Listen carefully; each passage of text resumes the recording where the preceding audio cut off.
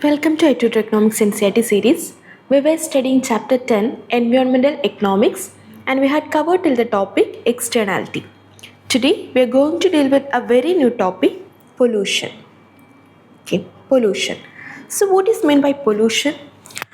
Pollution means adding harmful substances into the natural environment.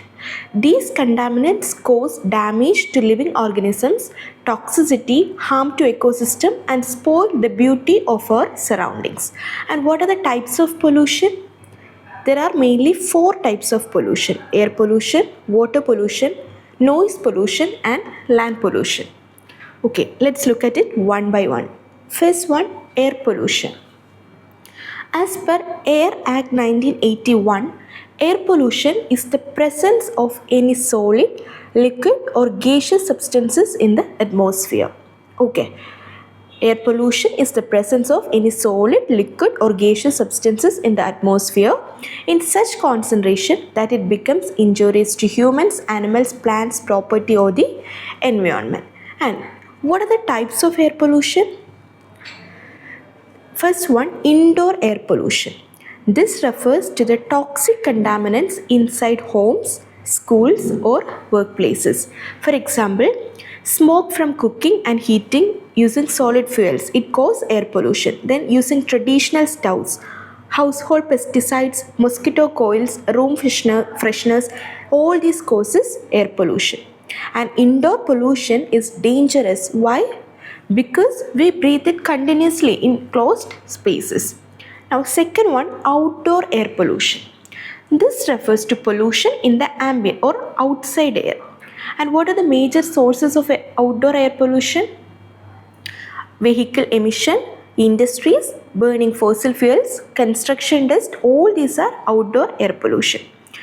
Okay, now causes of air pollution. First one, vehicle exhaust smoke. Millions of vehicles release harmful gases like carbon monoxide and nitrogen oxides, and this is one of the biggest causes of urban air pollution. Second one, fossil fuel based power plants. This coal based power plants, they release gases like sulfur dioxide which combine with water vapor and causes acid rain. Then third one, industrial plant and factories. So factories release pollutants through chimneys. So smoke, chemical vapor, suspended particles, etc. are released, and these contribute heavily to air pollution, especially in industrial areas. Fourth one, construction and agricultural activities. So construction sites release dust and particulate matter, that is PM. And agriculture, they releases ammonia, a harmful gas due to excessive use of fertilizers. Fifth one, natural causes. Some pollution comes from nature itself, like volcanic eruption, forest fires, dust storms, all this contributes to pollution. And they inject large quantities of ash, smoke and dust into the atmosphere. And the sixth one, household activities. As we know, everyday actions also add pollutants like cooking, heating, using mosquito repellents, spraying pesticides, artificial fragrance, all these causes air pollution, and these slowly degrade indoor as well as outdoor air quality. Okay, so what are the causes of air pollution? Vehicle exhaust smoke, fossil fuel based power plants, exhaust from industrial plant and factories, construction and agricultural activities, natural causes, and also household activities. Now, what are the effects of air pollution? Air pollution affects humans, plants, animals, buildings, climate and also ecosystems. And now we are going to learn about the major effects. First one, respiratory and heart problems. When we inhale polluted air, harmful particles enter our lungs and bloodstreams. And what are the effects?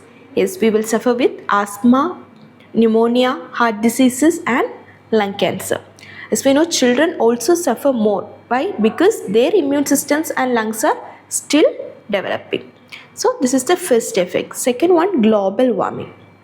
Air pollutants like carbon dioxide, methane, nitrous oxide, all these trap heat in the atmosphere. And what is the result? Yes, first one, increase in global temperature, melting of glaciers and polar ice, then rise in sea level, loss of habitat for animals, for example polar bears, then climate disruptions, etc. So these are the factors. Then third one, acid rain. Air pollution also causes acid rain. Burning fossil fuels releases nitrogen oxides and sulfur oxides. Okay, nitrogen oxides and sulfur oxides. And these mix with rainwater to form acidic rain. And what are the effects? Damages crops and soil, then corrodes buildings and monuments, harms fish and aquatic life, and irritates human skin and eyes. So these are the effects. Next one, eutrophication. What is meant by that? It's a condition where high amount of nitrogen present in some pollutants which adversely affect fish, plants and animal species. That means some air pollutants contain excess nitrogen. When this nitrogen falls into river or lakes, it encourages excessive algae growth. And what are the effects? Algae block sunlight, water loses oxygen, and fish and aquatic plants die. This disturbs the entire aquatic ecosystem. Okay. Then fifth one, effect on wildlife. Toxic chemicals in air affects animals just like humans. Okay. And what are the effects? Animals migrate to new areas, habitat loss, reduced reproductive ability, and also food chain disturbances. Air pollution can even affect birds because pollutants settle on water and soil. Okay, sixth one, depletion of ozone layer. The ozone layer protects us from harmful UV radiations, but chemicals like CFCs, HCFCs like chlorofluorocarbons and hydrochlorofluorocarbons, they break down ozone molecules. And what are the effects? Higher UV exposure, skin cancer, eye cataracts, reduced immunity, and also damage to plants and marine life. 7. Human health impact. So outdoor air pollution is a major global killer. And what are the effects? Increased hospital admissions, emergency room visits, reduced lung function and premature death. Globally, an estimated 4.2 million premature deaths are linked to outdoor air pollution each year. Now, what are the remedial measures to control air pollution? Air pollution cannot be removed completely, but it can be controlled and reduced through several preventive measures.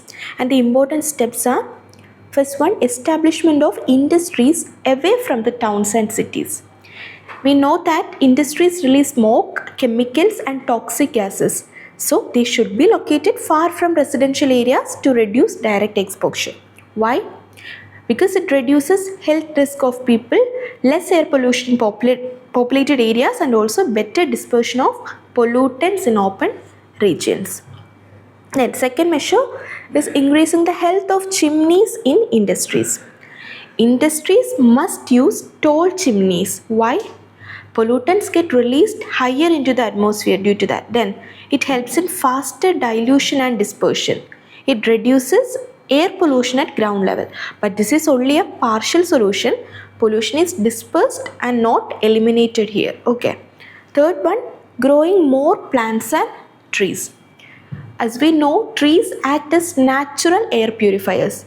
We know that trees help by absorbing carbon dioxide, releasing oxygen, trapping dust and smoke particles, then reducing temperature and improving microclimate. So afforestation plus protection of existing forest is very essential. Fourth one, use of non-conventional fuels like biogas, CNG and LPG.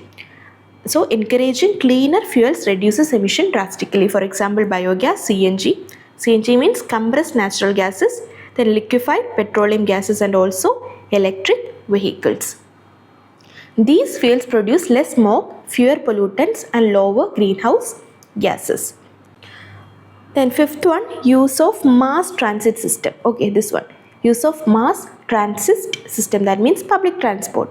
Instead of using personal vehicles, people should use buses, trains, metros and carpooling. Why? It will reduces the number of vehicles on road, lowers traffic congestion, decreases fuel consumption and also cut down emission.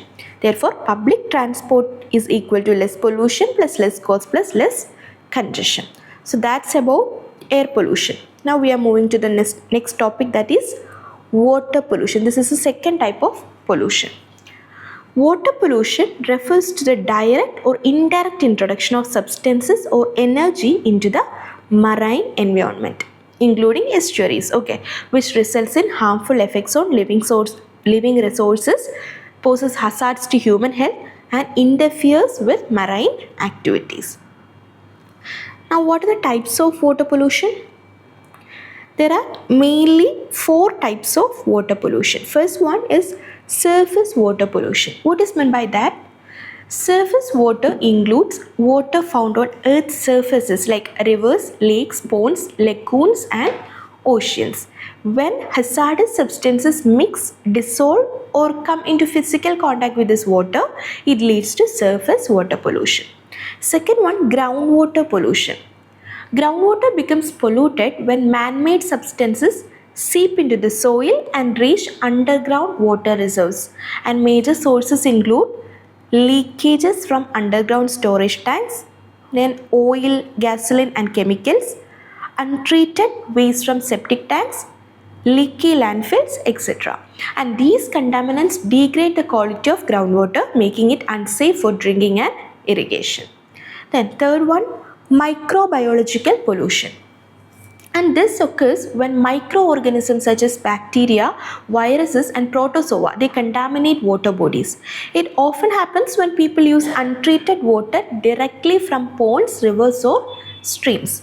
And this type of pollution, they causes diseases like cholera, diarrhea, typhoid and other waterborne illness that affects both humans and aquatic life. Then fourth one, oxygen depletion pollution. And when organic water enters water bodies, microorganisms use up dissolved oxygen to decompose it. If oxygen level drops, what happens? Aerobic organisms die, anaerobic microorganisms start thriving. And these anaerobic microbes produce toxic substances like ammonia and sulfides, which harm aquatic organisms and degrade water quality. And these are the different types of water pollution. What are they? Surface water pollution, groundwater pollution, microbiological pollution and also oxygen depletion pollution. Now, what are the causes of water pollution? Do you know?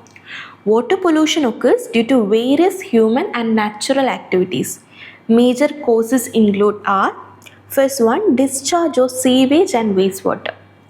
We know that household sewage, agricultural runoff and industrial effluents are discharged into rivers and lakes. These wastes often contain toxic chemicals, pathogens and organic matters, making water unsafe for aquatic life and humans. Second one, dumping of solid waste. Dumping of solid waste. And litter, plastics and other solid waste dumped into water bodies create pollution. They block sunlight, reduce oxygen level and harm aquatic organisms through ingestion or suffocation. Third one, industrial waste discharge. So what is meant by industrial waste discharge? Industries release harmful substances such as asbestos, lead, mercury, petrochemicals and grease. These toxic pollutants cause severe damage to ecosystems and pose health risks to humans. Then fourth one, oil spill. Oil spills from ships and tankers pollute oceans. And oil does not dissolve in water, it forms a thick layer of sludge that blocks sunlight and suffocates marine life like fish and seabirds. Fifth one, acid rain. We know that air pollutants like sulfur dioxide and nitrogen oxide mix with water vapor to form acid rain. And when acid rain enters water bodies, it changes their pH level, harming fish, amphibians and aquatic plants. Then global warming. We know that rising global temperatures cause increased water temperature like thermal pollution, and warm water reduces dissolved oxygen levels and disturbs aquatic ecosystem, harming sensitive species. Seventh one, eutrophication. Excess nutrients, mainly nitrogen and phosphorus, enter water bodies through fertilizers and waste. And this causes algal blooms which consume oxygen and lead to fish deaths, decline in aquatic biodiversity, and foul smell and poor water quality. And that's all about the causes of water pollution. Now, what are the effects of water pollution? Water pollution affects humans, animals, plants, soil and entire ecosystem. Its impact can range from mild disturbances to complete destruction of life forms in a water body. Okay, first one is death of aquatic animals. One of the most severe consequences of water pollution is the death of organisms living in water. Pollutants reduce oxygen levels or directly poison aquatic life. As a result, fish, crab, birds, seagulls, dolphins and many other species die and wash upon the shores. Okay.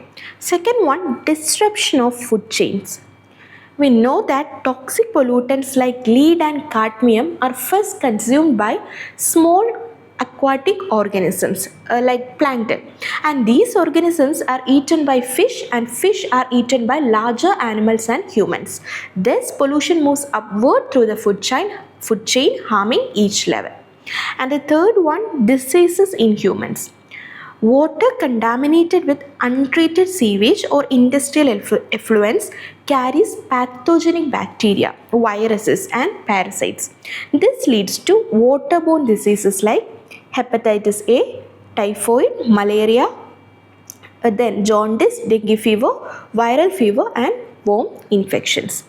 Viral fevers are very important, note that. Okay, then stagnant polluted water also increases mosquitoes and causing malaria and dengue. And the fourth one, destruction of ecosystems. We know pollution damages the delicate balance of aquatic ecosystems. Plants die, fish disappear and biodiversity collapses. And this careless human activities like dumping waste, untreated sewage and chemicals, they all lead to long-term ecosystem destruction which ultimately affects humans too through reduced fish catch, unsafe drinking water and loss of soil and agricultural productivity. Therefore, water pollution kills aquatic life, disrupts food chain, spread diseases and destroys ecosystem. Its effects depends on the type and concentration of pollutants and the sensitivity of the affected region. What are the remedial measures to control water pollution? Now that we know how dangerous water pollution is, we must see what can be done to control it. And some important remedial measures are comprehensive water management plan. The government and local bodies should prepare a proper water management plan for a city or village, and this includes identifying water sources like river, lake, ponds and groundwater, then planning how they will be used, planning how wastewater will be collected, treated and safely disposed and so on. So water is not wasted and clean and dirty water are handled separately. Second measure is construction of proper storm drains and settling ponds. Storm drains carry rainwater away so that it doesn't mix with sewage and overflow into rivers. And settling ponds are small water bodies where dirty water is allowed to stand so heavier particles settle at the bottom. And this helps in reducing the amount of mud, sand and solid waste going into rivers and lakes. Third one, maintenance of drain line. Just building drains is not enough. They must be cleaned and maintained regularly. If drain lines are blocked, what happens? Sewage overflows into street and water bodies and it spreads disease and pollution. So regular cleaning prevents leakage, blockage and illegal connections. Then fourth measure is effluent and sewage treatment plant. Sewage treatment plants, STPs, they treat wastewater from houses, and effluent treatment plants, ETPs, they treat wastewater from factories. And before releasing water into rivers, it should be treated to remove harmful chemicals, pathogens and solids. This is one of the most important measures to control water pollution. Then fifth one, regular monitoring of water and wastewater. Water quality in rivers, lakes, groundwater all must be tested regularly, and this helps to detect pollution early, identify the source and take corrective action time. And the sixth one, stringent action towards illegal dumping of waste into water bodies. Many people and factories illegally dump garbage, plastic, chemicals and sewage directly into water bodies. So the government should impose heavy fines, cancel license of industries violating rules and take legal actions. Therefore, strict punishment work as deterrent and reduces irresponsible behavior. Therefore, water pollution can be controlled by proper planning, treatment of sewage or effluents, good drainage, regular monitoring and strict action against illegal dumping. So that's all about water pollution. Now let's move to the next one, noise pollution. Noise pollution refers to any kind of unwanted, disturbing or excessively loud sound that negatively affects human health, comfort and the environment.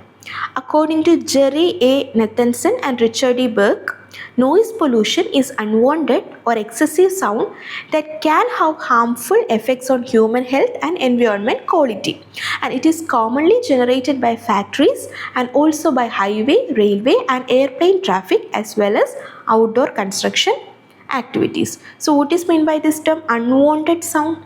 Noise that we do not want to hear. Excessive sound means noise that is too loud and exceeds safe limit. And what are the effects? It causes stress, hearing loss, sleep disturbances and also environmental harm. And what are the sources? Industries, vehicles, trains, construction, aircrafts, loudspeaker, etc. are the sources of noise pollution. Okay. Now, what are the types of noise pollution? First one, atmospheric noise. It is also called static. It is caused by natural electrical disturbances in the environment, and the sources include lightning during thunderstorms and other natural atmospheric events, and it mostly affects a communication system and not directly harmful to health. And the second one, industrial noise. These are the noise generated in factories and industries.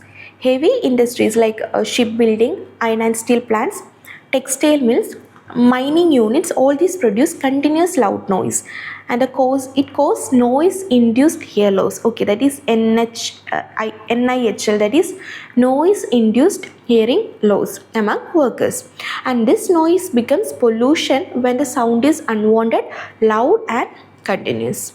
And the third one, man-made noise. So these are the noise created by human activities, especially machinery and modern equipments, and the main sources included are ships, aircrafts, motorboats, drilling, then marine construction and also seismic exploration. And these create disturbances not only on land but also in marine ecosystems, affecting aquatic animals like dolphins and whales. And what are the causes of noise pollution? Let's look at it one by one. First one, poor urban planning. We know when cities are not planned properly, such as mixed residential and industrial zones or narrow roads and congested area, it leads to constant noise disturbances, and it creates daily nuisances for the commuters and residents. And the second one, sounds from motor vehicles. Honking or engine noise and traffic movement creates continuous loud sounds, and prolonged exposure can cause temporary or even permanent hearing loss. And the third one, crackers. Firecrackers used during festivals and celebrations, they produce extremely loud noise, and they can cause hearing problems, anxiety and sometimes temporary deafness, especially in children and the elderly. And the fourth one, factory machinery. And industrial machines, mills, generators and pneumatic drills create high intensity noise. These continuous exposure is harmful and become a major occupational hazard for workers. Okay, so these are the causes of noise pollution. Poor urban planning, sounds from motor vehicles, crackers and factory machinery. Now, fourth type of pollution is land pollution. Okay, this land pollution refers to the degradation or deterioration of the earth's land surface due to improper disposal of waste. And in simple words, we can say that when harmful substances, either solid, liquid or gas, are dumped on land and change the natural condition of the soil, it is called land pollution. According to the Protection of Environment Operation Act 1997, land pollution is any substance, whether solid, liquid or gaseous, that is discharged, emitted or deposited in the environment in such a way that it alters the environment. And this means any activity that damages the land or reduces its quality is considered land pollution.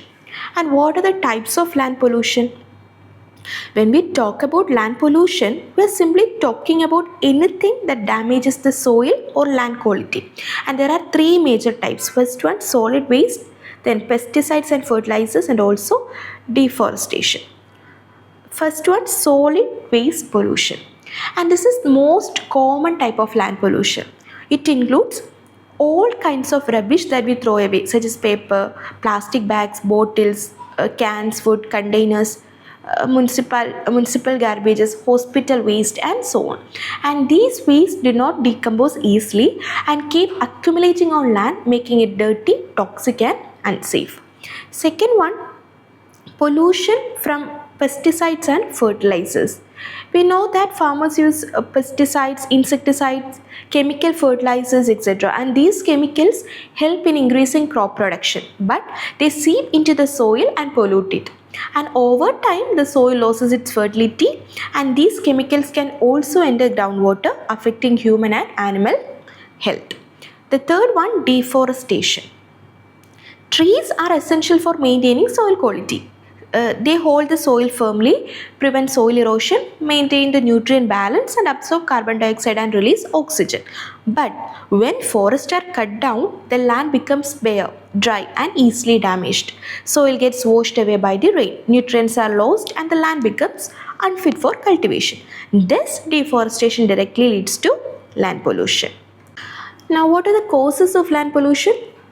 Land pollution happens when the soil becomes contaminated, damaged or degraded due to human activities, and the main causes are deforestation and soil erosion, agricultural activities, mining activities, landfills, industrialization, construction activities and nuclear waste. So let's look at it one by one. First one, deforestation and soil erosion. Cutting down forests to clear land for agriculture, construction or industries reduces tree cover, and without trees, soil becomes loose. Rain washes away the top fertile layer, then land becomes dry, barren and infertile and so on. Once soil fertility is lost, it is almost impossible to restore it fully. The second one, agricultural activities. To meet the food demand of growing population, farmers use chemical fertilizers, pesticides, insecticides and fungicides. And these chemicals seep into the soil and contaminate it. Overuse of such toxic substances reduce soil fertility and harms microorganisms essential for soil health. Third one, mining activities. Mining involves digging deep into the earth to extract minerals. This creates large pits, displays soil and leftover mining waste. These disturb the natural structure of the land and cause long-term soil degradation. Fourth one, landfills. Every households generate large quantities of garbages such as plastic, paper, cloth, metal and hospital waste. Non-biodegradable waste gets dumped in landfills at the outskirts of cities, and these landfills release toxic chemicals polluting both the land and groundwater. Fifth one, industrialization. More industries means more pollution. Therefore, industrial activities cause deforestation for factory space, then a release of toxic chemicals, dumping of industrial waste and also soil contamination from pollutants. Modern fertilizers and chemicals invented through research and development have also added to soil toxicity. Sixth one, construction activities. Rapid urbanization leads to continuous construction. This produces bricks, concrete, metal scraps, plastic and wood waste. These materials are dumped near urban areas, leading to severe land pollution. And the final one, nuclear waste.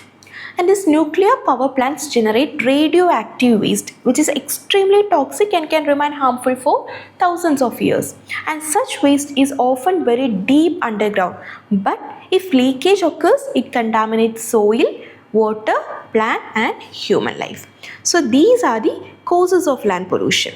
Now we are moving to the next topic, that is effects of land pollution. Land pollution leads to many harmful consequences for soil, human, animals and environment. The major effects are soil pollution, health impact, cause for air pollution and effect on wildlife. So let's look at it one by one. First one, soil pollution. Land pollution directly causes soil pollution, where the topsoil, that is the most fertile layer, becomes damaged. Excessive use of chemical fertilizers, pesticides and insecticides kills essential microorganisms in the soil, and soil loses its fertility.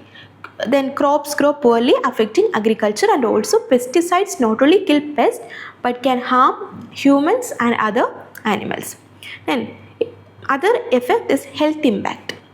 Toxic chemicals present in polluted land enter our food chain through vegetables, fruits and groundwater. And these toxins can cause skin cancer, respiratory problems, skin diseases, hormonal imbalance and long-term organ damage. Thus, polluted land become a direct threat to human health. Third one, cause for air pollution.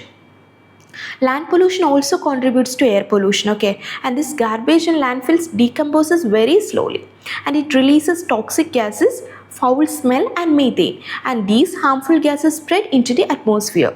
This increases the risk of breathing problems and other respiratory illness among people living nearby. And the fourth one, effects on wildlife. Land pollution severely impacts wildlife. Continuous human use of land destroys forest and natural habitats. Animals lose their shelter and food sources, and many species are forced to migrate, and some are pushed to the verge of extinction.